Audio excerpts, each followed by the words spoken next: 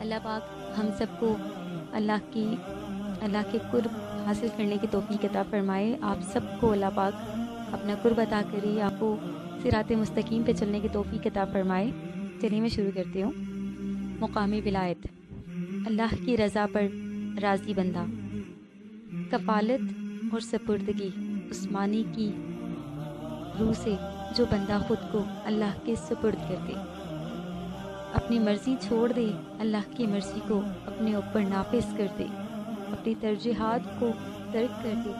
اور اللہ کے امر اور شریعت کی ترجیحات کو غالب کر دے، حلال و حرام، جائز و ناجائز اور اللہ کی رضا و ناراضگی کو ہر قدم پر ملحوظ خاطر رکھے،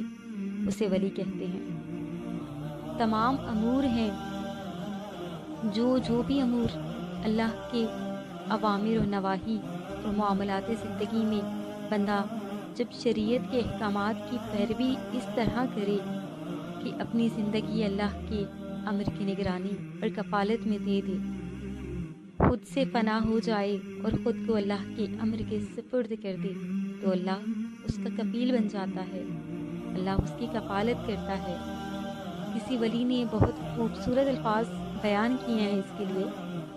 کہ بندے کو چاہیے کہ خود کو اللہ کی کفالت نگرانی میں اس طرح دے دے جیسے مردہ غسال کے ہاتھ میں ہوتا ہے۔ سبحان اللہ، یعنی جس طرح غسال میت کو نہلاتا ہے، اسے الٹا سیدھا دائیں بائیں پلٹتا ہے، اس وقت اس مردے کی مرضی نہیں رہتی بلکہ وہ مکمل طور پر غسال کے رحم و کرم پر ہوتا ہے۔ اسی طرح بندہ بھی اپنے آپ کو اپنے مولا، اپنے پیارے، اپنے اللہ کے سپرد کر دے اور اس کی رضا پر راضی رہتے ہوئے اس کی تعلیمات و احکامات کو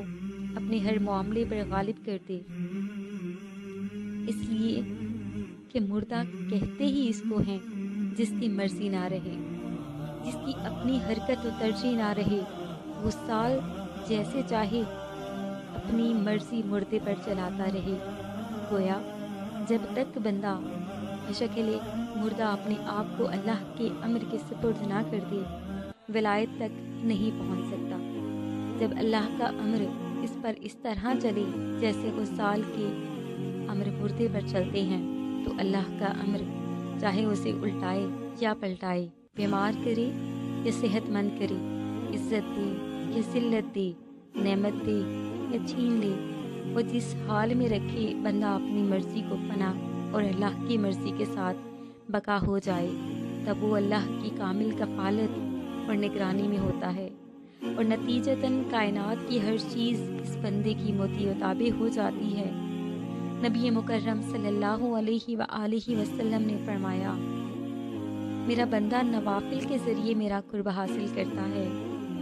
یہاں تک کہ میں اس سے محبت کرنے لگتا ہوں، اور جب میں اس سے محبت کرتا ہوں تو اس کی سماعت بن جاتا ہوں، اس کے ساتھ وہ سنتا ہے، اس کی بصارت بن جاتا ہوں جس کے ساتھ وہ دیکھتا ہے، اس کا ہاتھ بن جاتا ہوں جس کے ساتھ وہ پکڑتا ہے، اس کا پیر بن جاتا ہوں جس کے ساتھ وہ چلتا ہے۔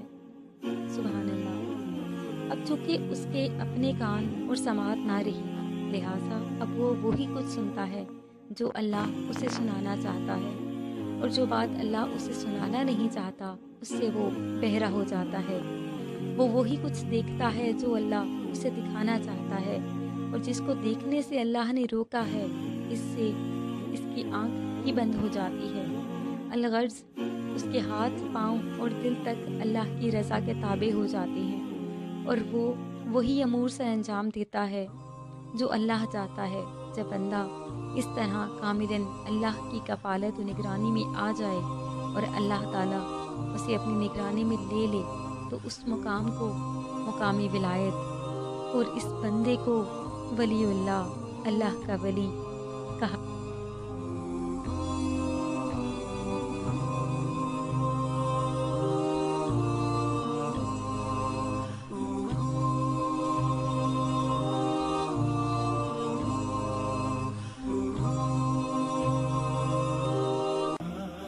اللہ پاک ہم سب کو